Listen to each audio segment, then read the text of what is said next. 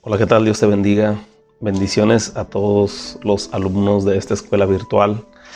De ahora en adelante les voy a llamar alumnos porque yo sé que cada uno de ustedes que sigue esta enseñanza fielmente y que busca en su corazón el deseo de aprender más del Señor, obviamente pues es un alumno, somos discípulos. Queremos aprender más del Maestro, del Señor Jesús, todo lo que Él nos enseñó, todo lo que dejó a través de su palabra. Y quiero decirte que estoy muy agradecido por todas las personas que nos siguen muy de cerca con este estudio, estos comentarios bíblicos, porque yo sé que vamos a aprender todos juntos la enseñanza, los principios, el contexto histórico de lo que se ha hablado. Y quiero iniciar esta semana también con este estudio.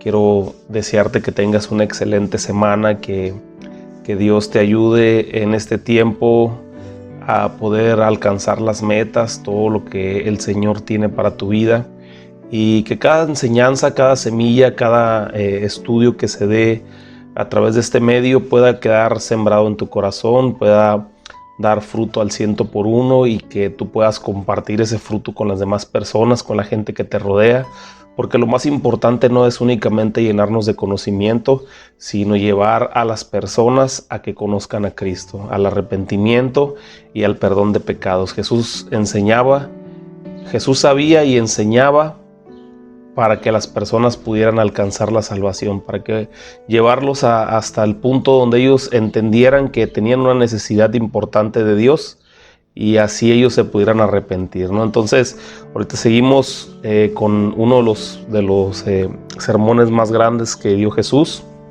el Sermón del Monte, y me gustaría iniciar con una oración. Me gustaría iniciar este tiempo con una oración. Si tú puedes orar ahí donde tú estás, te pido que me acompañes, y si puedes cerrar tus ojos, cierra tus ojos. Señor, te damos gracias. Gracias por tu amor, por tu misericordia, gracias por tu enseñanza. Gracias, Señor, porque todo lo que podemos aprender de ti, sabemos, Señor, que nos va a servir en el futuro, nos va a servir en el tiempo presente. Vamos a poder aplicarlo y enseñar a las demás personas, así como tú nos has enseñado a nosotros.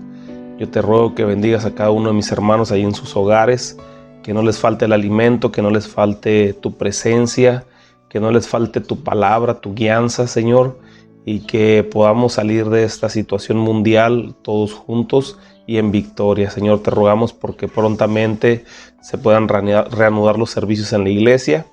Te pedimos por la expansión del reino, Señor, por la expansión del ministerio, que podamos ser útiles para tu obra. Te pido también, Señor, por la pandemia a nivel mundial, Señor, toda esta enfermedad, Señor, que se ha desatado. Te pedimos que sanes a cada persona que ha sido infectada y que prontamente, Señor, puedan recuperarse, fortalece su sistema de defensas, y también todas aquellas personas que no han sido infectadas, Señor, que seas tú protegiéndolas y cuidándolas para que no entre la enfermedad en sus casas, en nuestros hogares. Te damos gracias en el nombre de Jesús. Amén. Continuamos con estos temas tan fuertes que Jesús tomó de referencia acerca de la ley de Moisés. Y recordamos que Jesús está delante de un grupo de personas que Él deseaba que ellos conocieran las grandezas del reino. ¿Para qué? Para que vivieran una mejor vida. O sea, no los estaba regañando únicamente por regañarlos sin ningún motivo, sino porque les estaba enseñando cómo debe de ser las personas que vivimos en el reino, o las personas que estamos habitando en el reino. Dice la palabra de Dios que Jesús les dijo: el reino de los cielos se ha acercado. ¿Qué es el reino? El reino es el gobierno. Ahora están viviendo bajo un nuevo gobierno, bajo el gobierno que Jesús trajo a la tierra. Y Él quería, en su corazón, Él deseaba que todas las personas estuvieran firmes, caminando con esa convicción en su corazón, puestos los ojos en Jesús, en Él, en el autor y el consumador de la fe, y que a través de todas las enseñanzas que ellos habían recibido desde el Antiguo Testamento, que empezaran a tomar sentido su perspectiva, su posición sobre todas las leyes y mandamientos que ellos seguían al pie de la letra, pero muchas veces de una forma tradicional, de una forma religiosa, no de verdad en la intención de su corazón. Entonces, la clase pasada yo te comentaba de la posición de Jesús con respecto a lo que cae en la categoría del adulterio. Ahorita vamos en el encabezado de tu Biblia, recuerda que estamos leyendo la Reina Valera, dice Jesús y el divorcio. Y de verdad, me gusta usar esta palabra. Es terrorífico pensar que se pueda adulterar desde la mente, ¿no? Simplemente decir, o sea, desear, codiciar, y en ese día pues ya pudiste haber adulterado, ya pudiste haber pecado, y pues ahora sí que necesitas arrepentirte, porque todo viene desde nuestra mente y baja a nuestro corazón. Entonces es muy de terror el pensar que todos los días podemos estar viviendo en adulterio si nosotros no tratamos de educar nuestra mente, si no buscamos la santidad del Señor. Y el apóstol Pablo lo decía, ¿verdad? Buscar tener la mente de Cristo, que es una mente pura, es una mente santa. Ahora vamos a entrar en el tema del divorcio. Y aquí muchas personas me han preguntado con muchas dudas a lo largo de mi vida, desde que soy pastor, ¿cuándo sí y cuándo no aplica del divorcio? Así que vamos a ver lo que dice la palabra de Dios y qué en realidad es lo que importa en todo lo que vamos a ver, ¿no? O sea, que en la palabra de Dios es lo que importa. O sea, no importa tanto una perspectiva humana, sino lo importante es la perspectiva que nosotros podemos ver desde el punto de vista de la Escritura, ¿no? Entonces el versículo 31 con el que iniciamos la clase el día de hoy dice: también fue dicho, cualquiera que repudie a su mujer, dele carta de divorcio. Eso es lo que se escuchó desde la antigüedad, ¿no? Lo que las personas que conocían la ley de Moisés sabían, que son las personas que estaban ahí enfrente de Jesús en ese momento, y todos habían escuchado todo eso. Pero yo os digo que el que repudiase a su mujer,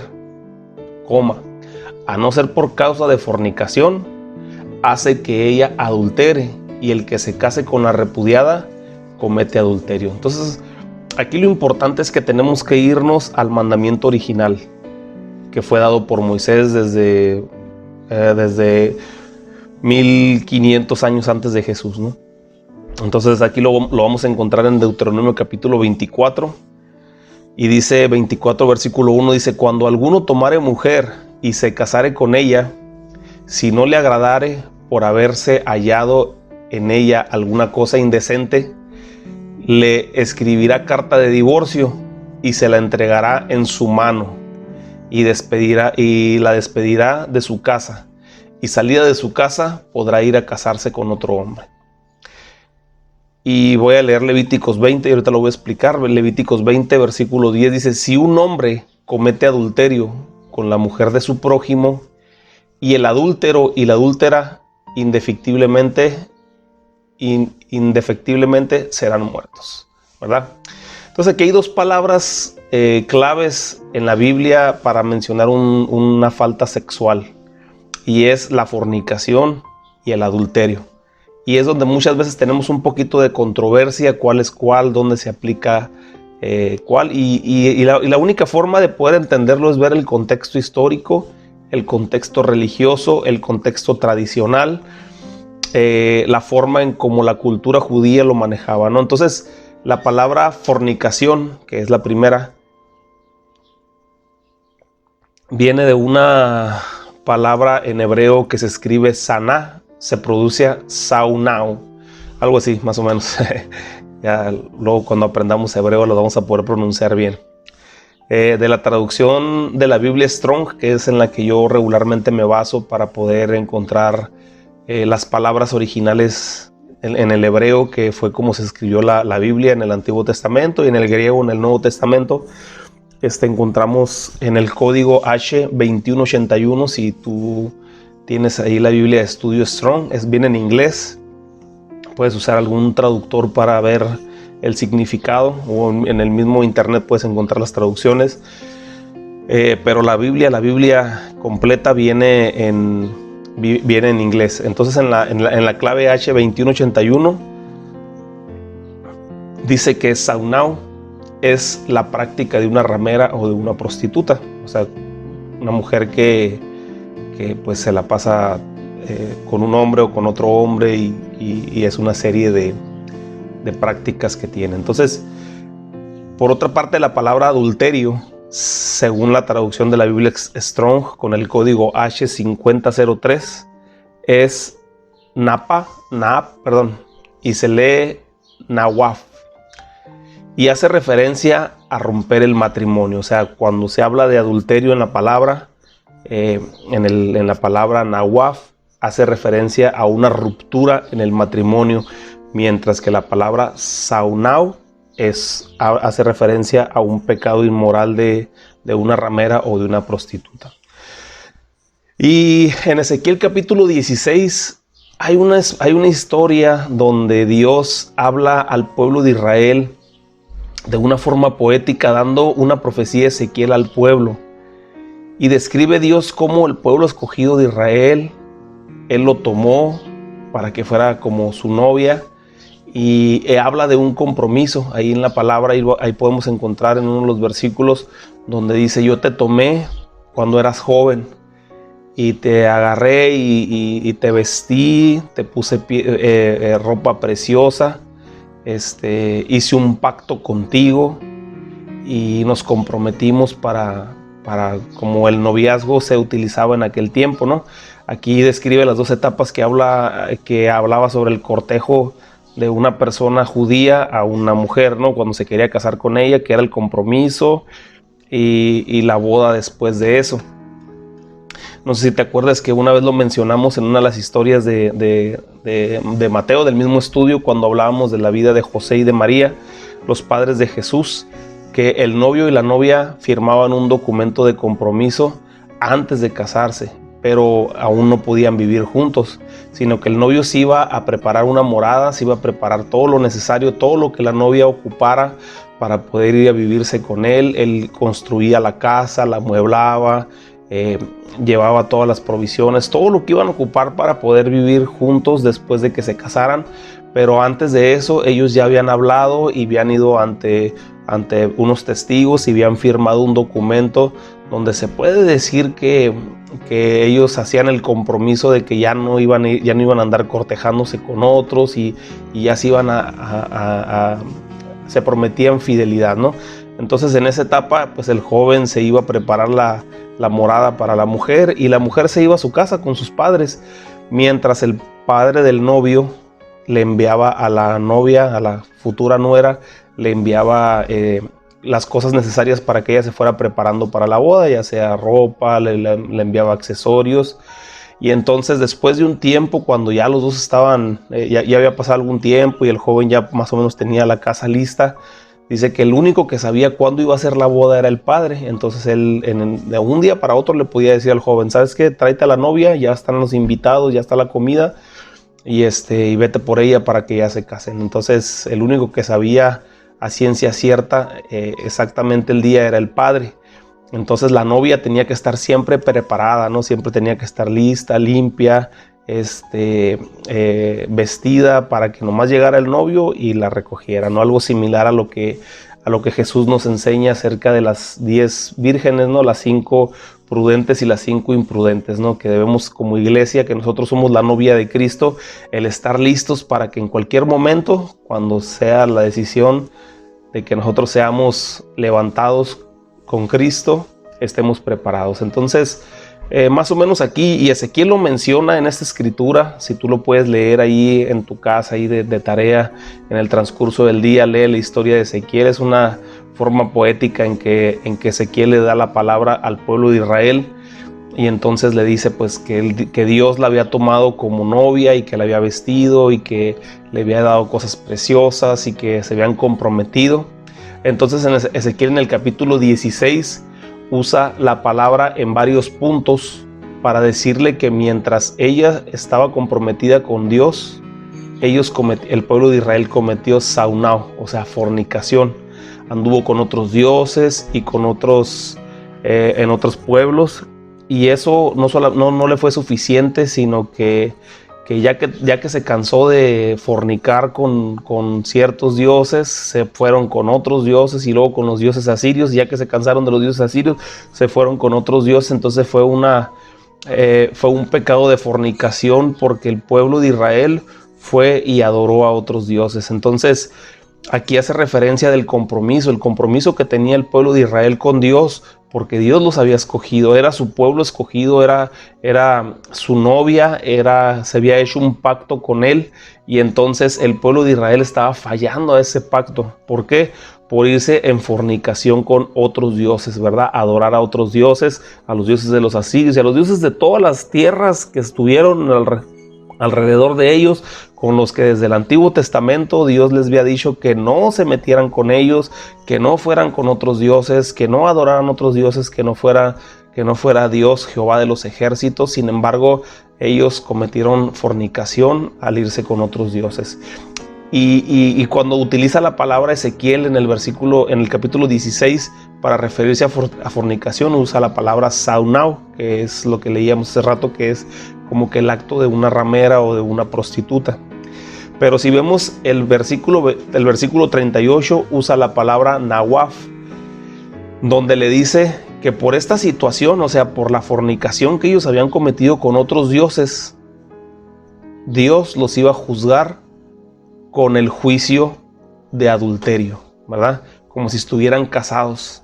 Entonces, nuestro comentario con respecto a esta palabra, con la palabra que dijo Jesús cuando hace referencia a la única forma para dar carta de divorcio es, y a lo que acabamos de leer en el capítulo 16, o que acabamos de comentar en el capítulo 16 de Ezequiel, donde hace referencia a que la palabra fornicación se usaba cuando solo había un compromiso, o sea, cuando nada más estaban comprometidos y la mujer fallaba, pues en este caso la mujer fallaba, se le podía dar esa carta de divorcio. Por eso el hombre, si la mujer le salía de mala reputación, podía darle esa carta de rechazo. Y ya si otro la quería tomar por mujer, la podía tomar por mujer sin problema, pero la mujer tenía que llevarse en su mano la carta de la anulación del compromiso. Pero cuando ya era la esposa, o sea que ya habían pasado el tiempo donde habían firmado el contrato de compromiso, y luego ya después el padre ya le dijo al novio: ve por ella y cásate con ella y llévatela a vivir. Entonces ya firmaban el documento formal donde ya estaban ellos ahora sí casados. Entonces cuando ya era la esposa y esta cometía la falta, o una falta ahí de pecado inmoral, así como la mujer que fue sorprendida en adulterio que menciona la palabra, que la llevaron ante Jesús y era juzgada según como dijo Ezequiel 16:38, ¿no? Conforme a las leyes del adulterio, y que en Levíticos 20:10 dice que tenían que morir los dos, pero en este caso, pues como lo platicábamos en la clase pasada, casualmente no llevaron más que a la mujer, el hombre se les escabulló, pero pues ahí había algo medio extraño. Entonces tanto el individuo como la mujer tenían que ser muertos en ese momento, ¿verdad? Eran acreedores a la muerte, en este caso los iban a apedrear. Entonces Jesús inicia este principio antes de ampliarlo diciendo, cuando las palabras de Jesús que leímos ahí al principio, dice: también fue dicho, cualquiera que repudia a su mujer, dele carta de divorcio. Y según lo que dice Deuteronomio 24, para repudiar a la mujer y darle carta de divorcio es cuando lo haya encontrado el esposo en algo reprochable.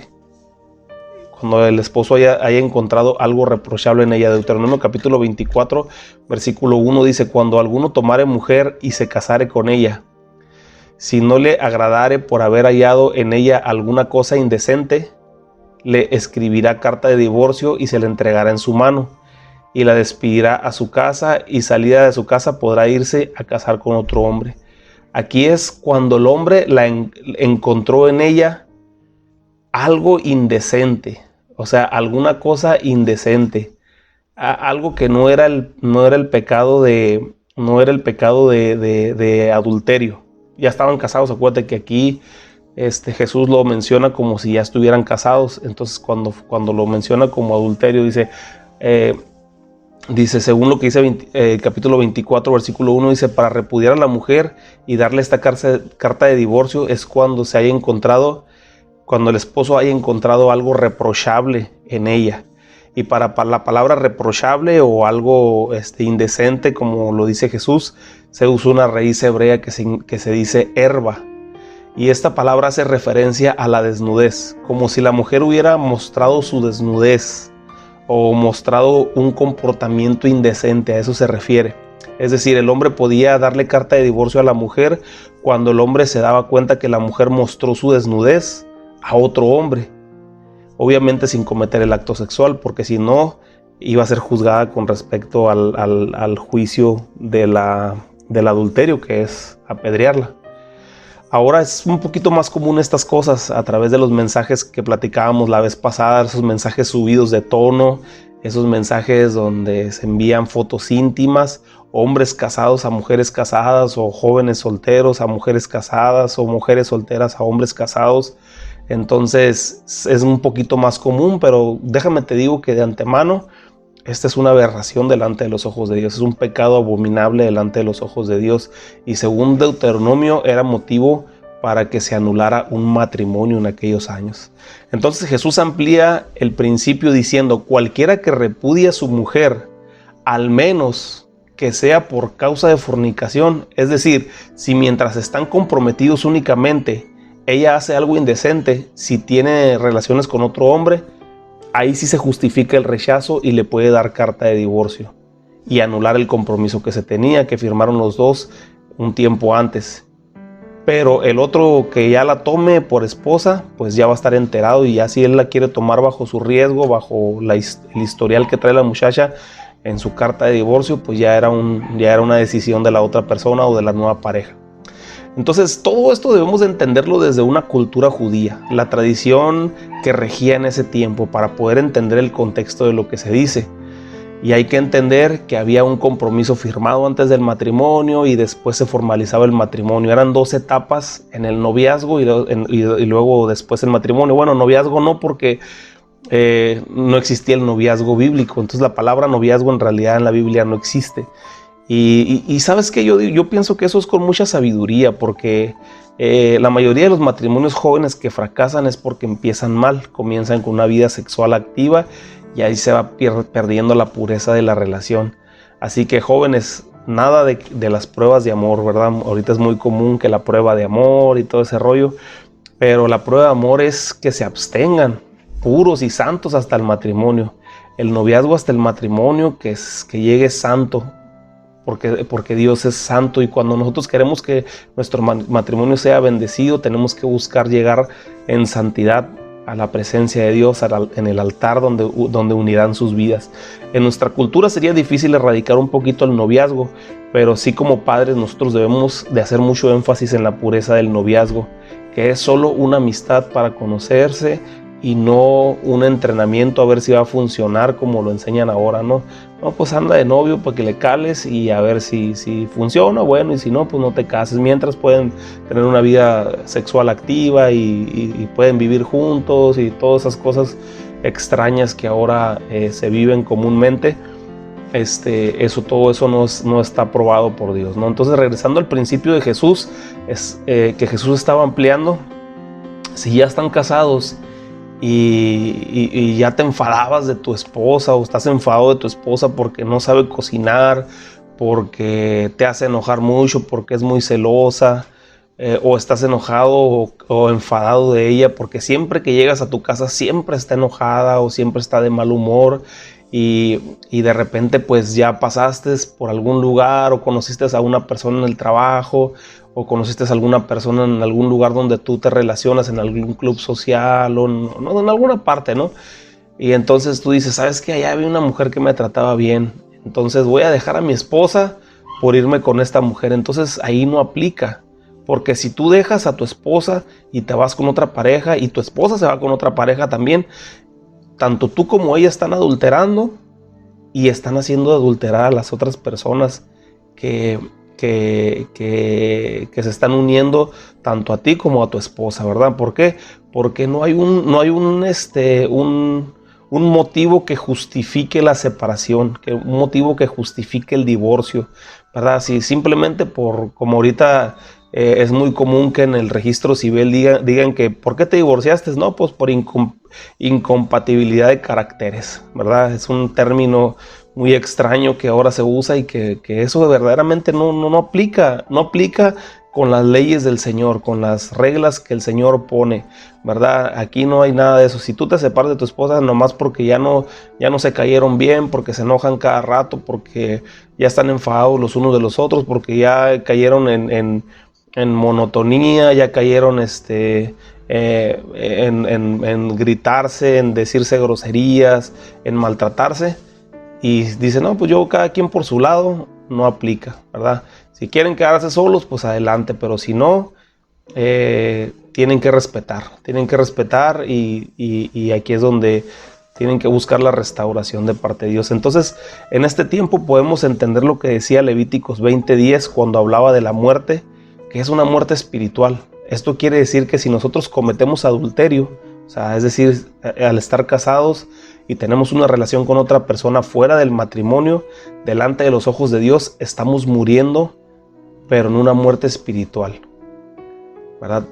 Quiero decirte que tú tienes un brillo especial, un brillo de vida cuando estás haciendo bien las cosas delante de los ojos de Dios.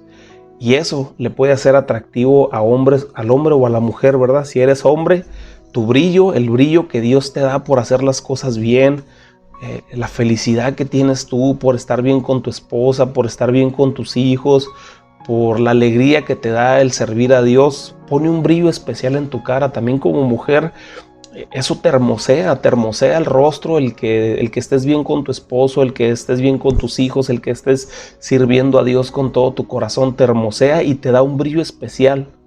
Y entonces es cuando el enemigo, a través de un joven o una joven o otra persona que está casada con otra persona, ¿verdad?, trata de seducirte para hacerte caer. ¿Por qué? Porque el brillo que tú emanas es atractivo. ¿Por qué? Porque, como decía un predicador, ¿verdad?, la ropa que te quiere quitar no es la ropa física, sino es la ropa de gloria, la investidura de gloria que Dios ha puesto sobre tu vida. Por eso tiene uno que estar bien atento, bien alerta, preocupado siempre por tener una buena relación, primeramente con Dios, doblar tus rodillas antes de salir de tu casa, porque el enemigo puede empezar a hablarte al oído. Dice la palabra de Dios que él usa sus maquinaciones, ¿verdad? Entonces empieza a hablarte al oído y te dice, mira, pues tú estás guapo, mira, estás joven, estás atractivo, mira cómo se te queda viendo la persona esa, tú tienes posibilidad con esa persona, y entonces tú empiezas a creerte esas mentiras del enemigo, y es cuando tú puedes acceder a caer en las garras del enemigo. Pero lo que está viendo esa persona, está viendo la luz que tú emanas de parte de Dios, el brillo especial, el brillo que tú puedes tener porque Dios está poniendo algo especial en tu vida, porque estás buscando la santidad, porque no has corrompido tu matrimonio, porque no has fallado, porque no has pecado, porque el pecado verdaderamente ensucia nuestro rostro, ensucia nuestros ojos, ensucia nuestra manera de vivir. Y cuando nosotros no tenemos ese pecado, por así decirlo, esa falla, hay un brillo especial en tus ojos. Pero una vez que caes, ese brillo que tenías de santidad desaparece. Y tenlo por seguro que terminarás harto. Tú y la persona esa con la que caíste van a terminar, hasta te puedo decir que aborreciéndose. ¿Por qué? Porque la carne asquea, asquea porque no es una unión que Dios tiene, no es una unión que Dios está avalando, y no puede ser amor porque Dios no está en medio de esa unión. Más bien Dios esconde su rostro de esa situación porque Dios es santo y no aprueba ninguno de estos actos. Entonces viene la muerte espiritual, ¿verdad? La luz de Cristo que reflejabas se va a consumir. Ahora caminarás por un camino desierto, anhelando nuevamente las aguas del Espíritu Santo, las aguas que Jesús dijo que nosotros beberíamos al seguir su palabra y su instrucción de ser santos y apartados para Dios. Ya no la vas a tener en tu vida, vas a ser una tierra árida, una tierra sin fruto, una tierra una tierra estéril, ¿verdad? ¿Por qué? Porque el enemigo te va a robar todo tu proyecto, el proyecto que Dios tenía para tu vida. El enemigo va a tratar de destruirlo. Y cuando nosotros accedemos a eso, ¿verdad? Accedemos a entregarle a Dios sus planes que tenía para con nosotros. Estamos tirando a la basura todo lo que nosotros podemos ser en Dios, ¿verdad? ¿Te acuerdas que dice la palabra de Dios que Dios se goza cuando nosotros somos obedientes? El ejemplo es Job. Job, dice la palabra de Dios, que le dijo, ya miraste a mi siervo Job, hombre recto, ¿verdad? Temeroso de Dios, apartado del mal. Y entonces el enemigo estaba ahí nada más para acusarlo. Entonces cuando tú caes en pecado, cuando tú accedes al pecado que el enemigo te está ofreciendo y caes en adulterio, entonces el enemigo corre rápidamente a la presencia de Dios y le dice, ¿sabes qué? Ahí está tu siervo, mira, ahí está tu hijo. El que tanto presumías, ahí está, ¿verdad? Bien derrotado. Entonces, déjame te digo que el enemigo va a tratar de matarte. Ya no te van a apedrear, ¿verdad? Porque pues obviamente las leyes y todo eso, pues eso es algo mediático, ¿verdad? Pero ya no, la muerte que ahora vamos a recibir nosotros es algo espiritual. Vamos a tener una muerte espiritual. Pero déjame te digo algo, si hay alguien de las personas que están escuchando este mensaje que se pudieran encontrar en esta situación actual, yo quiero decirte una palabra especial, una palabra de parte de Dios, una palabra que Dios quiere porque así está escrito en su palabra. Es una palabra profética porque es palabra que viene en la Biblia. Por eso la palabra, dice el apóstol Pedro, que tenemos la palabra profética más segura, ¿verdad? Que es la palabra de Dios, la palabra escrita. Entonces es una palabra que viene del corazón de Dios. Si tú has cometido pecados, si tú tienes fallas, si tú tienes te encuentras en esta situación de la que estamos hablando, dice su palabra que si confesamos nuestros pecados, Él es fiel y justo para perdonarnos y para limpiarnos de toda maldad. También dice la palabra de Dios que si su pueblo se humillare y se regresaran de sus malos caminos, Él perdonará sus pecados y sanará su tierra. Esa tierra árida la va a convertir nuevamente en una tierra fructífera, porque Él no desprecia a un corazón contrito y humillado. Así que el único paso para nosotros recibir el perdón de Dios es el arrepentimiento de corazón, ¿verdad? Hemos hablado y hemos definido el arrepentimiento como un cambio radical de actitud. Practicabas el adulterio, tienes que cortar con eso y automáticamente regresar y hacer un compromiso con Dios y empezar a caminar hacia el otro sentido. La carta de muerte que había sido decretada para nuestras vidas por el pecado va a ser anulada y Él te dará una nueva vida. Vete y no peques más para que no te sobrevenga algo peor, dice Jesús. Hay esperanza, tenemos vida, tenemos esperanza, todavía hay manera de arrepentirse y recibir el perdón de Dios. Entonces, si tú estás en esta situación, yo te invito a que dobles tus rodillas, te humilles delante de la presencia de Dios, le pidas perdón y empieces a caminar en la otra dirección. Entonces, como pastor, yo te digo que cualquier motivo que no sea que él o ella se fue con otro o cometió un pecado sexual, de ninguna manera es permitido delante de los ojos de Dios el divorcio. De hecho, ante ninguna circunstancia es agradable delante de los ojos de Dios el divorcio. Sin embargo, se abre esta posibilidad cuando es por un pecado inmoral sexual, porque este pecado también es abominable delante de los ojos de Dios. Pero Dios siempre está de acuerdo con la restauración del matrimonio, en el perdón. Si mutuamente la pareja, aún conociendo la situación, conociendo la falla que cometió el hombre o que cometió la mujer, o muchas veces en muchas situaciones que cometieron ambos, pero los dos se arrepienten y se perdonan y entregan su vida al Señor para caminar de una forma, como decimos, borrón y cuenta nueva, Dios honra nuevamente ese matrimonio. ¿Por qué? Porque Dios está interesado en el perdón. Así que cualquier circunstancia diferente que pueda hacer a esta, tienes que llevarla a los pies de Cristo.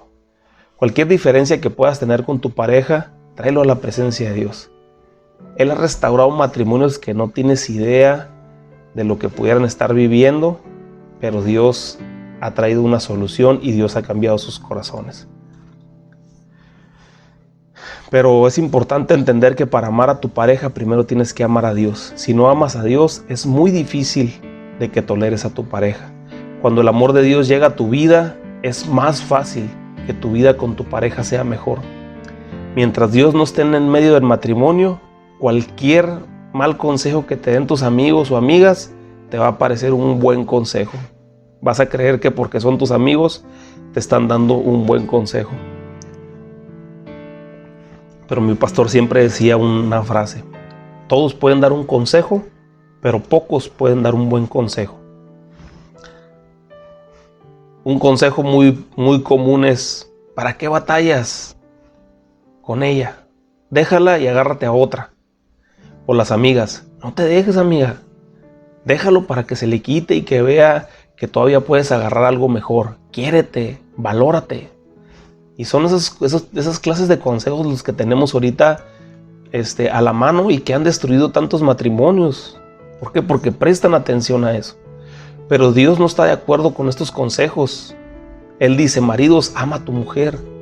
Trátala como a vaso más frágil, como a una joya. Mujer, respeta a tu esposo, hónralo, porque eso es lo que agrada a Dios, ¿verdad? ¿Qué es lo que quiere la mujer? La mujer quiere que nosotros la amemos. Necesita sentir amor, necesita sentir ese cariño, esa preocupación de nuestra parte. Y el hombre, ¿qué es lo que necesita? Quizás nosotros como hombres no estamos acostumbrados a que nos hagan cariñitos, a que estén ahí muy melosas, así, muy al pendiente. Pero a nosotros nos gusta el respeto. Entonces, cuando sentimos que la mujer te respeta, es cuando nosotros estamos bien. Pero cuando te das cuenta tú como hombre que la mujer está faltándote el respeto y te está perdiendo ese respeto, entonces cuando las cosas empiezan a caminar mal. Entonces, hombres, amemos a las mujeres como a vasos más frágiles. Y mujeres, respeten a sus maridos, respétenlo, hónrenlos, y cualquier diferencia que se pueda tener, créame que la solución no es el divorcio. La solución es entregar su vida al Señor, entregar sus cargas, y el Señor, conforme a sus riquezas en gloria, los va a bendecir, los va a fortalecer y los va a ayudar a salir de ese problema. En este principio Jesús nos invita a hacer las cosas bien, a no dejarnos llevar ni por los consejos del mundo ni por los problemas o adversidades que podamos tener. Dios no está de acuerdo con el divorcio, te lo digo y punto. Si tienes posibilidad de arreglar la situación, hazlo de inmediatamente. Alguien debe de torcer las manitas, como decimos. Pero si tú tomas la decisión de ser la persona que cede dentro de la pareja, o sea, que eres la que vas a ceder ante la tensión, y tú pides perdón, créeme que Dios te va a honrar tu acto de querer hacer las cosas bien. Dios va a honrar, porque dice la palabra de Dios que al que se humilla, Dios lo exalta. Y habrás ganado delante de los ojos de Dios un puntito a tu favor. Ya si la otra persona rechaza tu gesto de tratar de hacer las cosas bien, ya él se la arreglará con Dios y las consecuencias, ¿verdad? ¿Por qué? Por no querer acceder al perdón ni a la conciliación, a la reconciliación. Así es que te dejo con esto, un consejo de Jesús: seamos buenos matrimonios delante de la presencia de Dios, y por ningún motivo, a menos que sea por un pecado sexual, no está permitido el divorcio. Y aún así, cuando hay un pecado sexual, si la pareja mutua decide perdonarse, Dios va a honrar de una forma especial el matrimonio. Que Dios te bendiga y que Dios te guarde.